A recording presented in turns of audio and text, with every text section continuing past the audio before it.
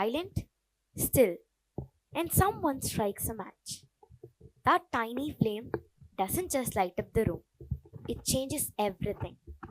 Let me start with a simple question. When was the last time you felt a spark? Not the kind from a firework or a wire, but I mean something that lights up your soul. A moment when an idea, a dream, or even a tiny whisper inside you that says this could be something. Good morning, one and all present here. I am Sanuhasha Jayakumar, and I am honored to stand before you today to talk about something that fuels every breakthrough, every bold idea, and every meaningful change. The spark, not the kind that flickers and fades, but the kind that ignites action, curiosity, and courage. Start the spark isn't just a phrase, it's a call to awaken energy, to challenge the ordinary, and to light up the paths that no one have dared to walk.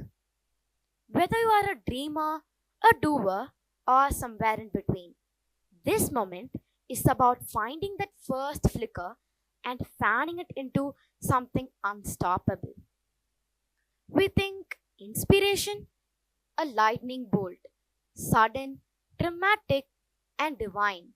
But what if I tell you that spark doesn't come first, but the start does? We imagine artists struck by genius, entrepreneurs waking up with billion-dollar ideas, or even change makers born with a vision. Behind every spark is a messy, uncertain, awkward start. The first brushstroke that looked wrong, the first pitch that got rejected, and the first poem that didn't rhyme. Starting is not glamorous, it's vulnerable, it's terrifying, but it's also the only way to ignite something real. Think of a matchstick, it doesn't spark on its own. We have to strike it, and friction creates fire. In the same way, your effort and your action is what creates momentum. I remember my own start. When I was 8, I had a shoebox under my bed. Not for shoes, but it was my secret invention box. Inside were paper clips, rubber bands, buttons, and broken typos. For everyone else, it looked like a junk. But for me, it was a treasure. One rainy day, I was bored. No cartoons and no friends around. I pulled out the shoebox and started fiddling. I tied a rubber band to a paperclip and stuck it to a pencil. And boing, it flew across the room. I laughed so hard that I nearly fell off my chair. Then I thought, what else can I make fly? On that day, I made a flying pencil, a bouncing spoon, and a spinning button. None of them worked perfectly, but something inside me lit up, a spark. Not a fire, not a big idea, but just a tiny feeling inside me. I love making things, and that spark grew. And later, I started drawing logos, writing poems, and also started learning about stars and symbols. But it all began with a shoebox and a rainy day. Sparks are small, quiet, and often too painful, which grow into flames. So, now let's talk about the science behind sparks. In neuroscience, there's a concept called neuroplasticity, the brain's ability to rewire itself. Every time you try something new, you're literally sparking new connections in your brain. And when we talk about creativity, creativity isn't just a gift, it's a muscle. And every spark, every risk, and every idea strengthens it. So, the spark is not about being ready, it is about being willing. Willing to try, willing to fail, and willing to begin. So, here's what I have learned. Every moment started with one voice. Every invention started with one frustration. and every revolution was once a whisper. So, what stops this? Fear of failure, fear of being too small to matter, fear of being misunderstood? Let me flip that. What if being small is your superpower? Sparks spread, they transform. Even a simple idea like a child picking up a trash from their community. That's a spark that can light up a whole neighborhood with hope. But too often, we wait for the perfect condition, the right time, the right support, and the right confidence before we act. But sparks don't wait. They ignite the moment they find oxygen. And the oxygen for your spark is belief. Belief in what you have to offer, no matter how small, can make a difference.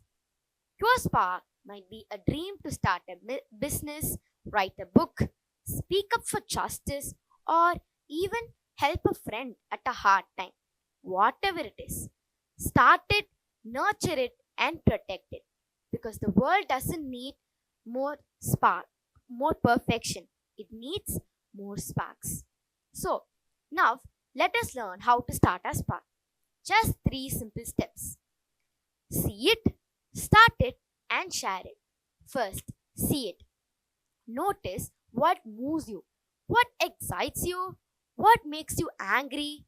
Second, start it. Don't wait for the perfect condition. Start small.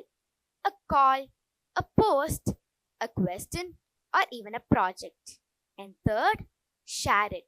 A spark alone is beautiful, but when shared, it becomes a wildfire. So invite others to join your flame. Collaborate, because a spark in one heart can light up 1,000 more.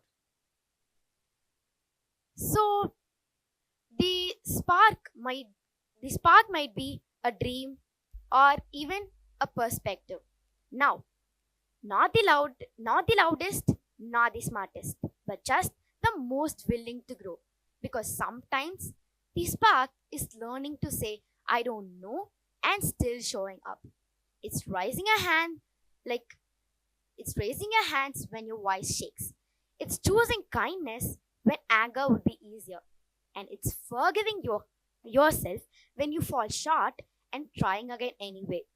And the spark is not pointing to a destination all time. Sometimes they're a compass. They don't say go there. They say go forward. And that's enough. Because forward is where growth lives. Forward is where you meet the version of yourself you haven't met yet. So, now let me share you two real life examples. Malala's spark didn't start in a calm moment. It erupted the night her school was shut down. She stood outside the locked gates, staring at the sign that said, Women were forbidden to learn. Her heart pounded with a mix of fear and fire because she knew that knowledge was a superpower. That night, she whispered to herself, If they silence classrooms, I will make my voice louder. And her spark was so bright that it carried a story across the entire world.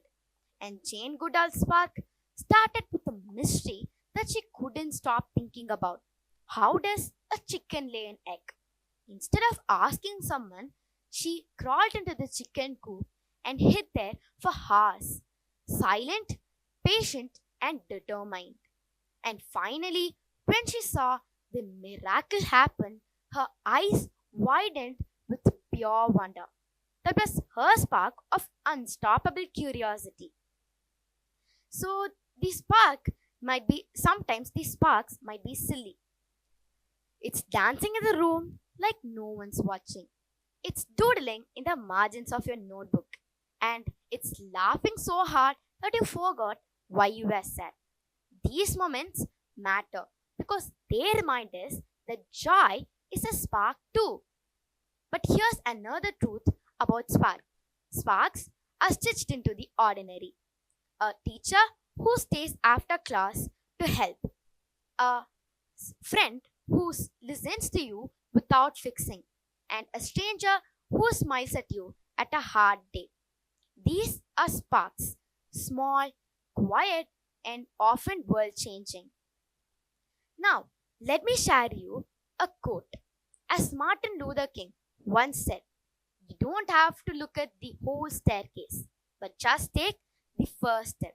So, this quote reminds us that we don't have to keep everything figured out before we start, but just take the first step.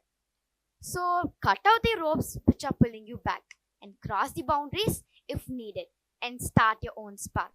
So, here's my final thought: be the match, be the one who notices, be the one who begins, because the world fully is of dry wood waiting, and you might be the only one bold enough to strike it. Thank you, and may your spark be someone else's light.